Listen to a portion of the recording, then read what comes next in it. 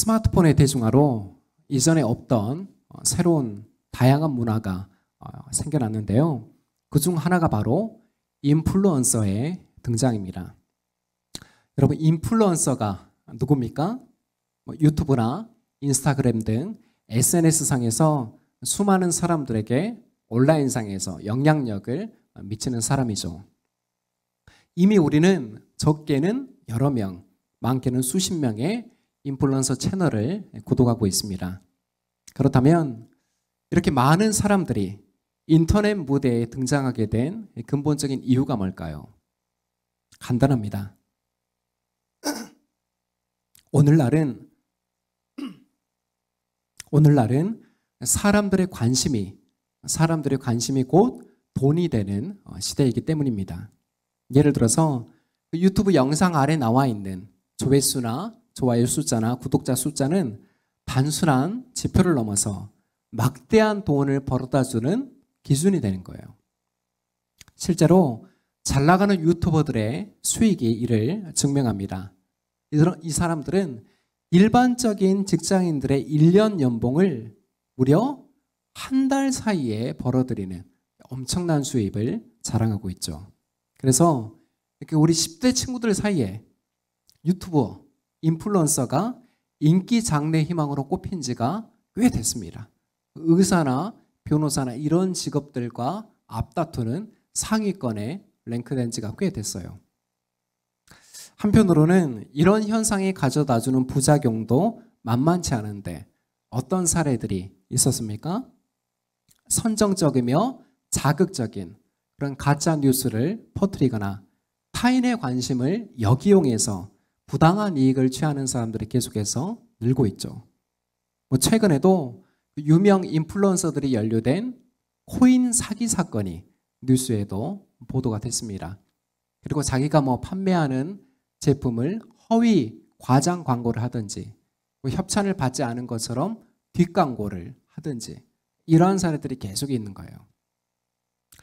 이처럼 관심이 돈이 되는 시대에서 주목받고자 하는 그 인간의 욕망은 선한 영향력보다는 인간성의 실종을 더 낳고 있기 때문에 우리가 이런 현상들을 더욱 분별하면서 주의하면서 바라봐야 되겠습니다.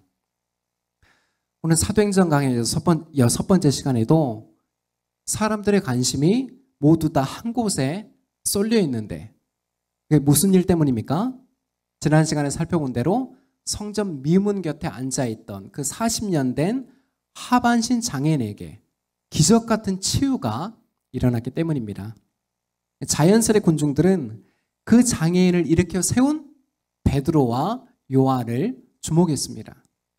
그러나 사도들은 자신들이 그 조명을 받는 일에 전혀 관심을 두지 않고 오직 한 분의 이름만을 증거했는데 우리가 주목해야 될 이야기가 바로 여기에 있습니다. 오늘 말씀을 통해 변함없는 예수 이름의 능력과 권세를 깨닫고 지금도 우리를 일으키시는 그 주님만 주목하는 삶으로 나아가시기를 축복합니다. 누구를 주목하십니까? 첫째는 생명의 주 예수입니다. 우리 11절에서 16절 말씀 죄송합니다. 우리 함께 읽도록 하겠습니다. 시작.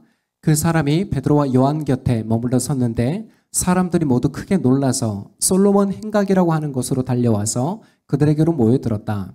베드로가 그 사람들을 보고 그들에게 말하였다. 이스라엘 동포 여러분, 어찌하여 이 일을 이상하게 여깁니까? 또 어찌하여 여러분은 우리가 우리의 능력이나 경건으로 이 사람을 걷게 하기나 한 것처럼 우리를 바라봅니까? 아브라함의 하나님과 이삭의 하나님과 야곱의 하나님 곧 우리 조상의 하나님께서 자기의 종 예수를 영광스럽게 하셨습니다. 여러분은 일찍이 그를 넘겨주었고 빌라도가 놓아주기로 작정하였을 때에도 여러분은 빌라도 앞에서 그것을 거부하였습니다. 여러분은 그 거룩하고 의로우신 분을 거절하고 살인자를 놓아달라고 청하였습니다. 그래서 여러분은 생명의 근원이 되시는 주님을 죽였습니다. 그러나 하나님께서는 그를 죽은 사람들 가운데서 살리셨습니다. 우리는 이 일의 증인입니다. 그런데 바로 이 예수의 이름이 여러분이 지금 보고 있고 잘 알고 있는 이 사람을 낫게 하였으니 이것은 그의 이름을 믿는 믿음을 힘입어서 된 것입니다. 예수로 말미암은 그 믿음이 이 사람을 여러분 앞에서 이렇게 완전히 성하게 한 것입니다. 아멘. 지난 본문 기억나시나요? 성전 미문 앞에 앉아있던 그 장애인이 이제 걷고 뛰며 하나님을 찬양하는 모습으로 지난 본문이 마무리됐습니다. 이어서 오늘 본문은 그 치유된 사람이 어땠습니까? 곧장 자기 집으로 돌아가지 않고 베드로와 요한을 붙들며 그들 곁에 머물고 있는 모습으로 시작하고 있는데요. 이 분명 치유된 사람은 자신을 일으킨 그 예수의 권세에 대해서, 그 예수 이름의 능력에 대해서 더 알고 싶어 했을 겁니다. 그러니까 돌아가지 않은 거죠. 자, 어쨌든 이 놀라운 광경을 목격한 사람들은 솔로몬의 행각, 성전에 있는 솔로몬의 행각이라고 불리는 그 장소로 모여듭니다. 참고로 이곳은 큰 지붕 아래 시원한 그늘을 제공했기 때문에 성전 순례자들이, 제사를 드리기 위해서 오는 성전 순례자들이 휴식을 취하거나 유대인 랍비들이 율법을 주로 가르치는 장소였습니다. 자, 그런데 여기서부터 이상한 기운이 감돌기 시작하죠. 그 전까지 치유된 사람, 그 치유된 사람을 주목했던 사람들의 시선이 이제는 어디를 향하고 있습니까? 일제히 베드로와 요한 두 사도에게 쏠리고 있죠. 솔직히 저라면 이 주목받는 상황을 상당히 즐겼을 것 같습니다. 하지만 사도들은 그런 사람들의 관심과 주목이 매우 불편했어요. 그래서 자신들을 특별하게 바라보는 그 군중들을 향해서 호통을 치잖아요. 이스라엘 동포 여러분, 어찌하여 이 일을 이상하게 여깁니까? 또 어찌하여 여러분은 우리가 우리의 능력이나 경건으로 이 사람을 걷게 하기를 한 것처럼 우리를 바라봅니까? 베드로는 이 치유 사건이 자신들의 능력에 기인한 것이 아님을 먼저 단호하게 밝히고 있습니다. 그리고 진짜 관심을 두고 주목해야 될 이야기로 화제를 바꾸는데 그게 뭡니까? 바로 생명의 근원 대신 예수 그리스도이십니다.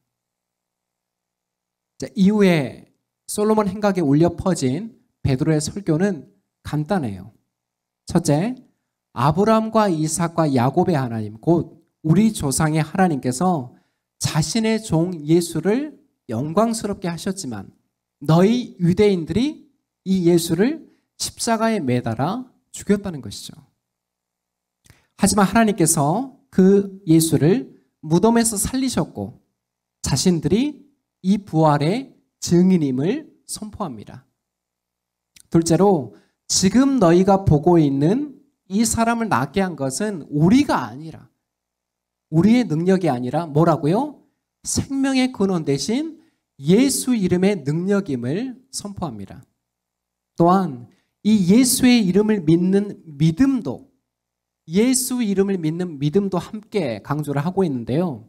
쉽게 말해서 그 미문 곁에 치유 사건은 예수 그리스도 그 안에, 그 이름 안에 있는 구원의 능력 때문이고, 1차적으로는 예수 이름 안에 있는 구원의 능력 때문이고, 2차적으로는 이 능력을 발휘하게 만든 수단이 뭐였다는 것입니까? 바로 사도들의 믿음이었다는 거예요.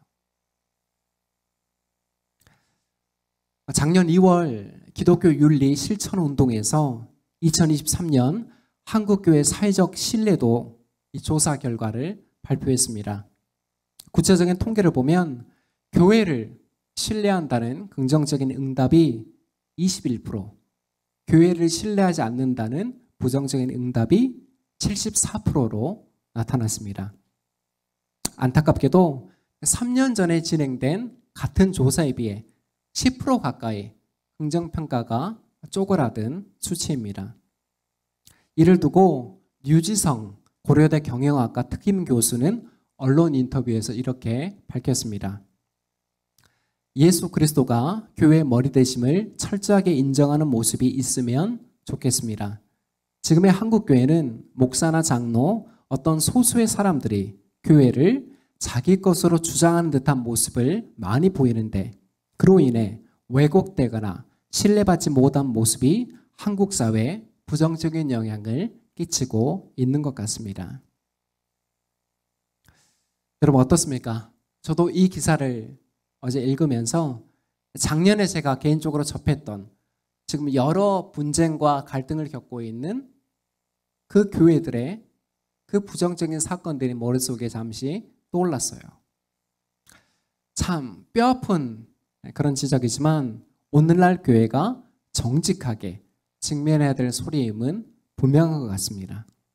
또한 우리 입술로는 여전히 하나님의 영광을 말하지만 현실은 우리가 더 주목받기를 원하는 그런 욕망에 사로잡혀 있지는 않은지 냉철하게 돌아볼 필요도 있겠습니다.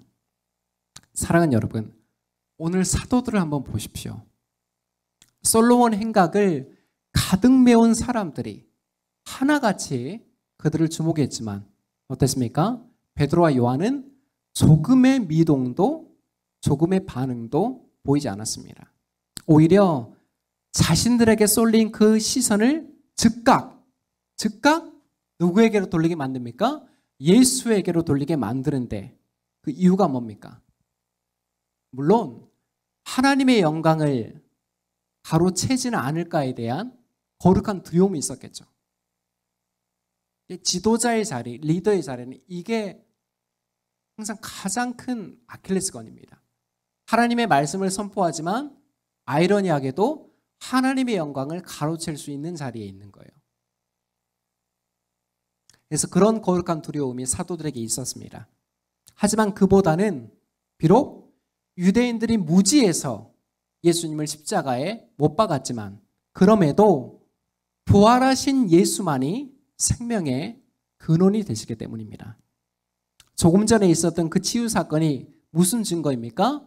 바로 예수 안에 있는 그 생명력이 나타난 증거예요.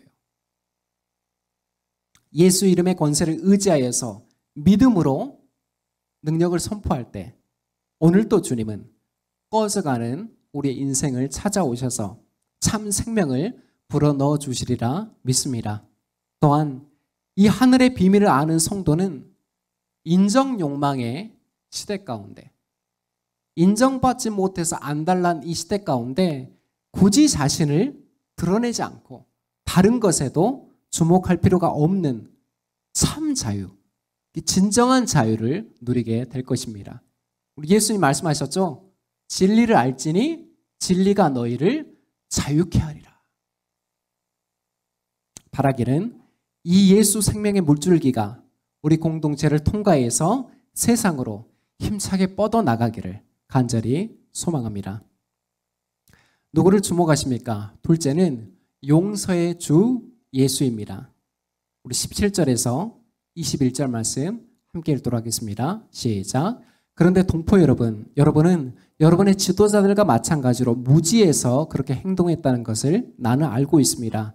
그러나 하나님께서는 모든 예언자의 입을 빌어서 그리스도가 고난을 받아야만 한다고 미리 선포하신 것을 이와 같이 이루셨습니다. 그러므로 여러분은 회개하고 돌아와서 죄 씻음을 받으십시오. 그러면 주님께로부터 편히 쉴 때가 올 것이며 주님께서는 여러분을 위해서 미리 정하신 그리스도이신 예수를 보내실 것입니다. 이 예수는 영원 전부터 하나님이 자기의 거룩한 예언자들의 입을 빌어서 말씀하신 대로 만물을 회복하실 때까지 마땅히 하늘에 계실 것입니다. 아멘. 이어지는 베드로의 설교는 이제 본격적으로 유대인들의 죄를 겨냥합니다. 이미 오순절에 행했던 첫 번째 설교 기억나시죠? 사도행전 2장에 있는 그 첫 번째 설교에서도 회개 메시지를 전했습니다. 그러나 지금 솔로몬 행각에 모여있는 대상은 그때와는 다른 것으로 보여져요. 왜냐하면 다음 장인 사도행전 4장 4절에 보면 베드로의 두 번째 설교를 듣고 회심한 사람들이 추가로 5,000명이라고 밝히고 있습니다. 첫 번째 설교를 듣고 몇천 명이 회심했습니까? 3천 명이 회심했죠. 두 번째 설교를 듣고는 5천 명이 회심했습니다. 중복이 아니라는 거예요. 그래서 베드로가 계속해서 그 예수를 십자가에 내어주고 못 박은 유대인들의 죄를 겨냥하고 있는 것입니다. 베드로는 유대교의 종교 지도자들뿐만 아니라 일반 군중들도 무지해서 예수님을 십자가에 내어주었다고 책망하고 있는 거예요. 하지만 우리가 법정에서 보잖아요. 잘 모르고 저지른 죄라고 할지라도 어떻습니까? 그 책임까지 면제되는 건 아니에요. 어쨌든 이 대목에서 우리는 십자가 사건을 다시 주목해 볼 필요가 있습니다. 여러분, 예수님의 십자가의 죽음을 발생시킨 원인이 뭐라고 생각하세요? 표면적으로 보면 어떻습니까?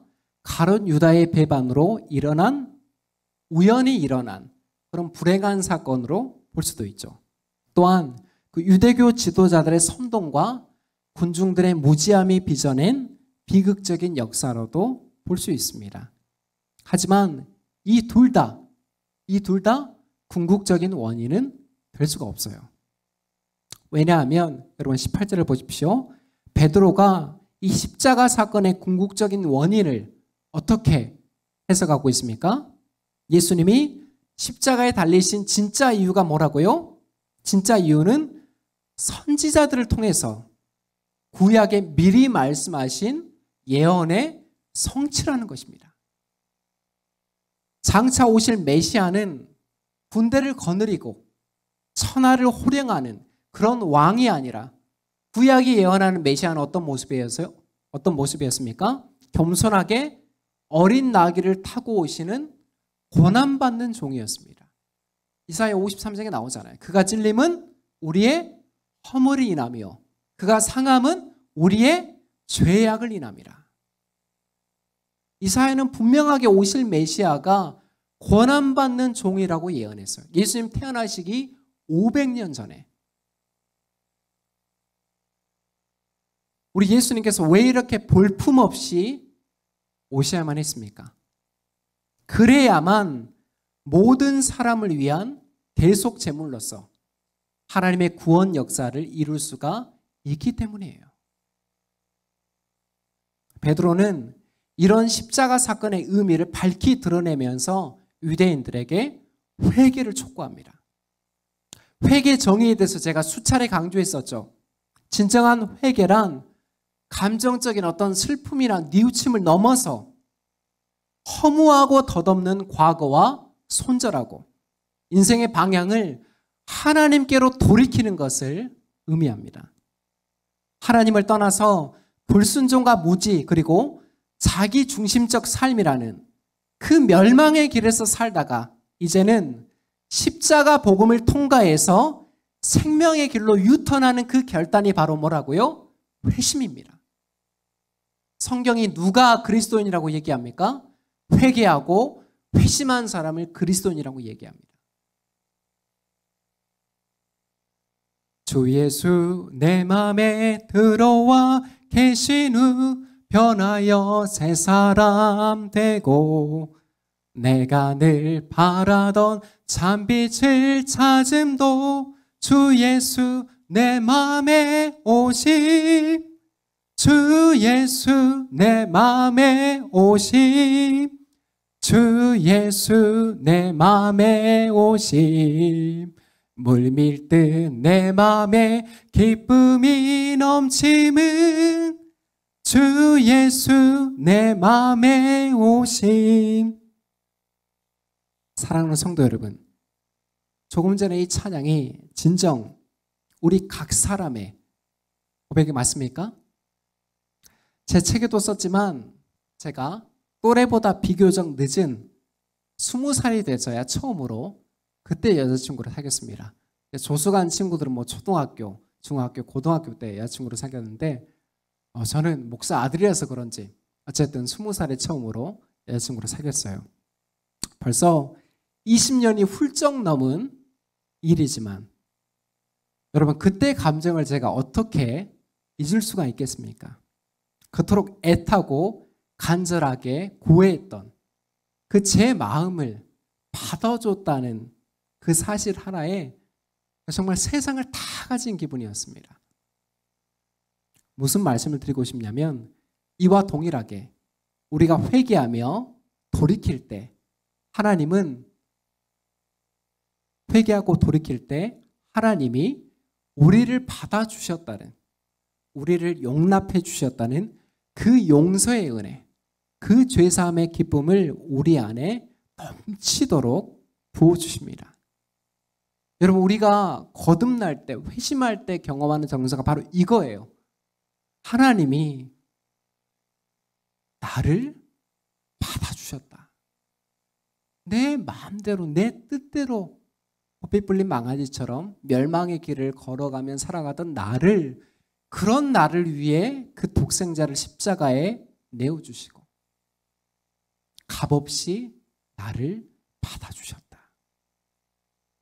그래서 오늘 새번역 성경 20절에는 주님께로부터 편히 쉴 때가 올 것이며 라고 했는데, 여기는 개역개정 번역이 더 좋습니다. 우리 같이 한번 읽어보도록 하겠습니다. 시작. 그러므로 너희가 회개하고 돌이켜 너희 죄 없이 함을 받으라. 이같이 하면 새롭게 되는 날이 주 앞으로부터 이를 것이요. 아멘. 우리가 회개하고 돌이킬 때 하나님께서 어떤 선물을 주신다고요? 어떤 선물이요? 이전 것은 지나갔으니 보라 새 것이 되었도다. 훗날 사도 바울, 그 위대한 사도가 고백한 대로 완전한 새 날을 우리에게 안겨주십니다. 저랑 가까운 목사님이 있습니다. 작년에 제가 이제 서울 숲에 있는 그 교회에 제가 탐방 갔었잖아요. 거기 지금도 주일에 막 200명, 300명의 그 젊은 청년들이 다 모여들어요. 그 목사님도 저랑 같은 목회자 자녀예요. 목사 아들로 자랐는데 하나님이 믿어지지 않는 거예요. 기독교가 너무 우스워 보이는 거예요. 반항도 많이 하고. 그래서 어느 날 또 대학 시절에 아버지가 수련회를 가라고 이렇게 추천해줘가지고 뭐 억지로 강제로 갔죠. 근데 거기에서 이 목사님 회심을 경험한 거예요. 기독교는 믿을 수 없다. 이거는 나는 여기 동의하지 못하겠다. 나는 그냥 내 인생 자유롭게 살겠다. 그렇게 주장했던 목사님인데 그 말씀 앞에 각성을 하게 되고 거듭남을 경험해요. 그래서 딱 그 집회 장소로 나왔는데 세상이 다르게 보이더래요. 나뭇잎 하나, 이 바람 소리, 이게 완전히 다르게 보이더래요. 그게 뭐예요? 바로 새날을 주신다는 그 말씀의 실제예요.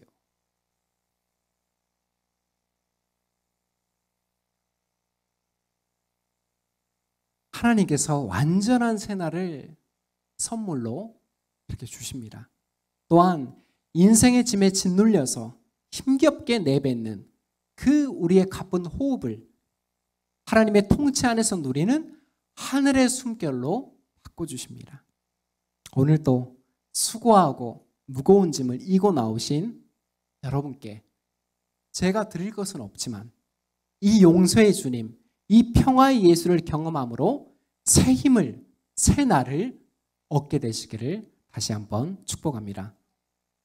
누구를 주목하십니까? 마지막은 언약의 성취자 예수입니다. 우리 22절에서 26절 말씀 함께 읽겠습니다. 시작. 모세는 말하기를 주 하나님께서 나를 세우신 것 같이 너희를 위하여 너희 동족 가운데서 한 예언자를 세워주실 것이다. 그가 너희에게 하는 말은 무엇이든지 다 들어라. 누구든지 그 예언자의 말을 듣지 않는 사람은 백성 가운데서 망하여 없어질 것이다 하였습니다. 그리고 사무엘을 비롯하여 그 뒤를 이어서 예언한 모든 예언자도 다 이날에 있는 일을 알려주었습니다. 여러분은 예언자들의 자손이며 하나님께서 여러분의 조상들과 맺은 언약의 자손입니다. 하나님께서 아브라함에게 너희 자손으로 말미암아 땅의 모든 족속이 복을 받을 것이다 하고 말씀하셨습니다. 하나님께서 여러분 한 사람 한 사람을 악에서 돌아서게 하셔서 여러분에게 복을 내려주시려고 먼저 자기의 종을 일으켜 세우시고 그를 여러분에게 보내셨습니다. 아멘. 여러분 불교나 힌두교를 보면 핵심 사상이 뭐냐면 바로 윤회 사상입니다. 뭐라고요? 윤회 사상입니다. 이게 무슨 뜻입니까? 인간이 태어나서 늙고 죽으면 끝나는 것이 아니라 마치 바퀴가 계속 돌듯이 또 새로 태어나고 죽기를 계속 반복한다는 겁니다. 그래서 여기에는 시작도 끝도 존재하지 않아요. 왜 그렇습니까? 무한정 계속 반복되니까. 반면 여러분 성경이 말하는 시간 개념은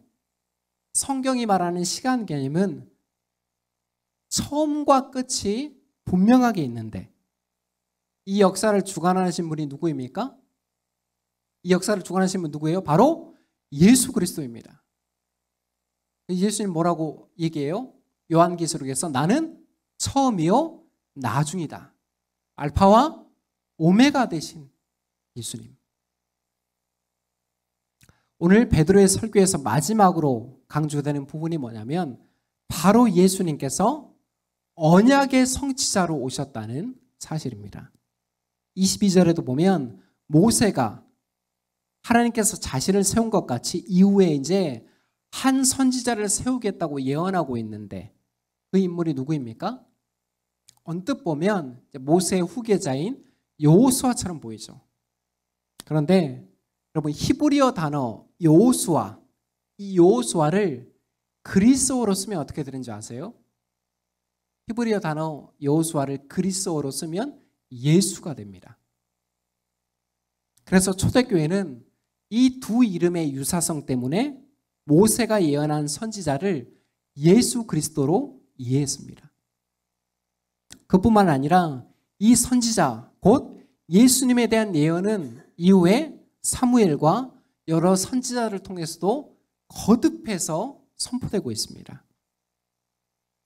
그리고 이 예언을 거슬러 올라가면 맨 처음으로 거슬러 올라가면 하나님과 언약을 맺은 인물이 등장하는데 그게 누구입니까?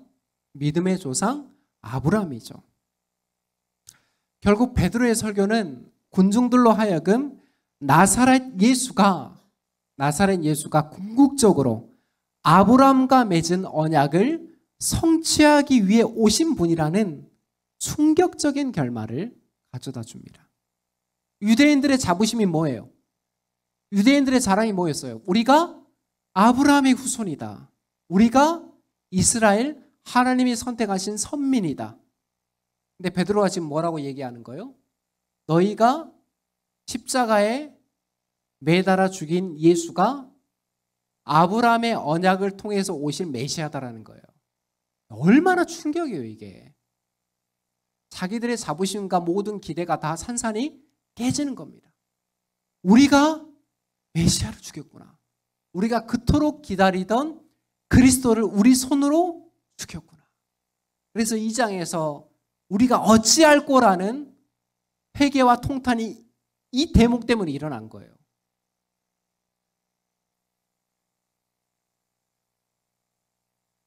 아브라함에게 말씀하신 모든 민족이 너로 말미암아 복을 받을 것이다 라는 그 언약의 성취는 궁극적으로 누구를 통해서 실현됩니까?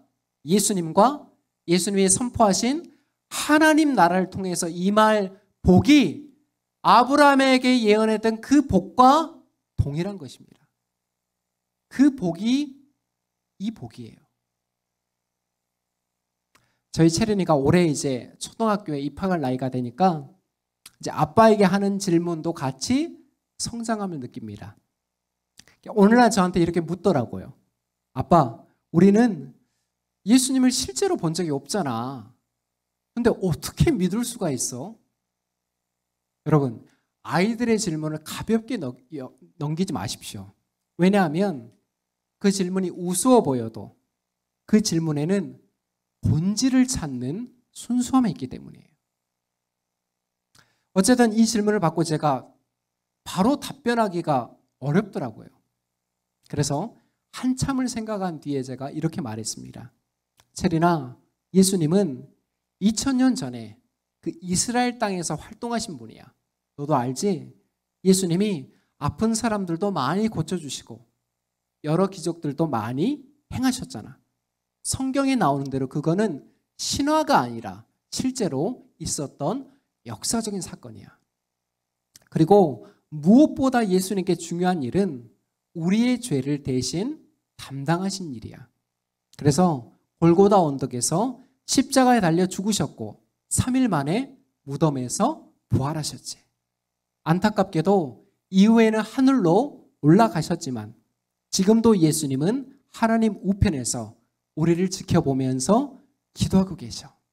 또한 잊지 말아야 될 게 성령님을 보내주셔서 꼭 필요한 도움을 우리에게 주고 계신단다. 다시 체린이 질문으로 돌아가면 오늘날 우리가 예수님을 보지는 않았지만 그럼에도 믿을 수 있는 이유는 다음과 같아. 먼저 하나님께서 예수님에 대한 기록과 말씀을 성경책으로 남겨두셨단다. 다음으로 할머니나 할아버지나 아빠나 엄마처럼 먼저 예수님을 믿는 사람들을 통해서 지금도 예수님을 따르는 제자들이 있다는 것을 보여주고 계신단다. 그래서 이런 확실한 증거들 때문에 우리가 실제로는 예수님을 보지는 못했지만 예수님을 믿는 일에는 전혀 문제가 없단다. 여러분 이거 생각해 보셨어요? 우리 예수님 다 못 봤잖아요.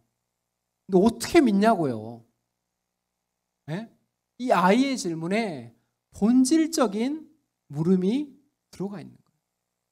기독교 신앙이 2000년을 통해서 어떻게 존수해 왔는지 여러분 기억해야 될 필요가 있습니다.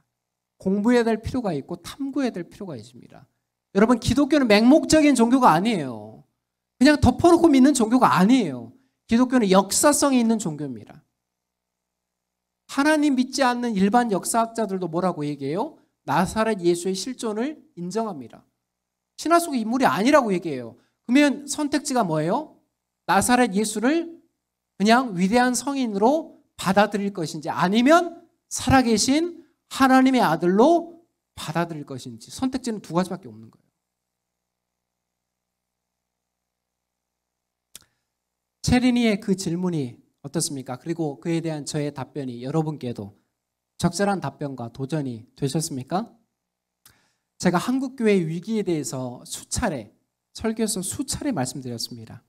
자, 고두절비하고 딱 한 가지 통계만 봐도 그 심각성을 알 수가 있는데요.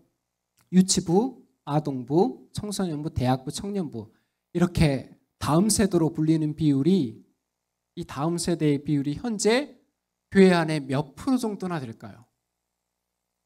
대략 3% 미만이라고 해요.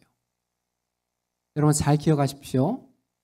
성교학적으로 보면 인구 대비 복음화율 3% 미만을 미전도 종족으로 분류합니다. 아프리카 오지에 있는 그런 나라들을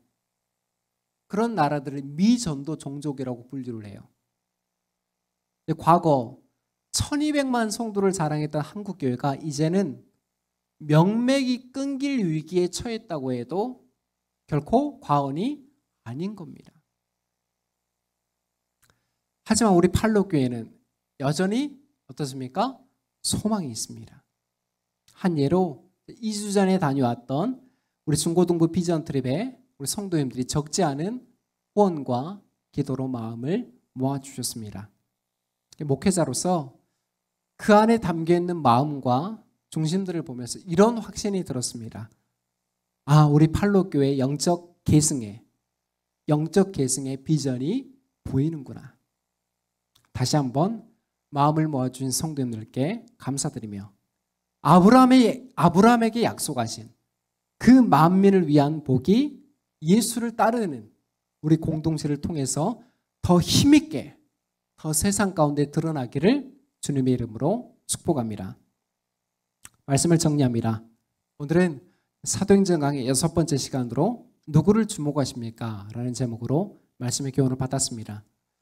성전 미문 곁에 그 놀라운 치유 사건은 수많은 사람들의 시선을 단숨에 빼앗았습니다. 그러나 베드로와 요한은 그 관심과 주목에 동요하지 않고 생명의 주, 용서의 주, 그리고 언약의 성취자이신 예수 그리스도만을 온전히 증거했습니다. 오늘날 우리는 입술로는 예수를 주로 고백하지만 왜 자꾸 우리의 시선과 마음은 다른 곳을 향하는지 모르겠습니다. 목사인 저도 늘 하나님을 자동적으로 향하고 바라볼까요? 아니에요. 여러분과 똑같습니다. 또 어떤 사람들은 내가 원하는 것만 얻으면, 내가 원하는 것을 얻으면 마치 그것이 하나님의 영광인 양 말하는데요. 글쎄요.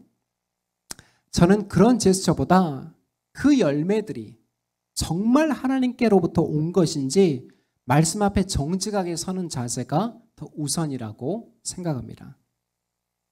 오늘 말씀을 들으면서 현재 내가 관심을 두고 주목을 하는 것이 무엇인지 냉철하게 돌아보시기를 권면합니다. 여러분 솔직히 한번 말해볼까요?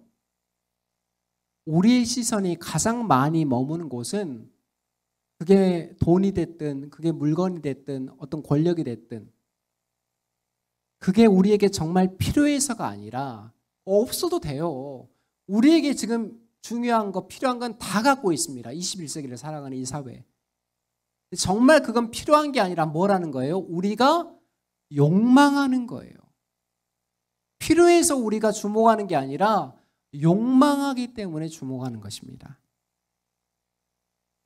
끝으로 오늘 베드로와 요한 두 사도가 보여준 그 모습을 이번 한 주간 우리의 묵상의 재료로 삼아 우리의 시선과 중심이 다시 예수님께로 교정되는 그런 복된 회심이 우리 안에서 계속해서 일어나기를 예수 그리스도의 이름으로 축원합니다. 기도하겠습니다.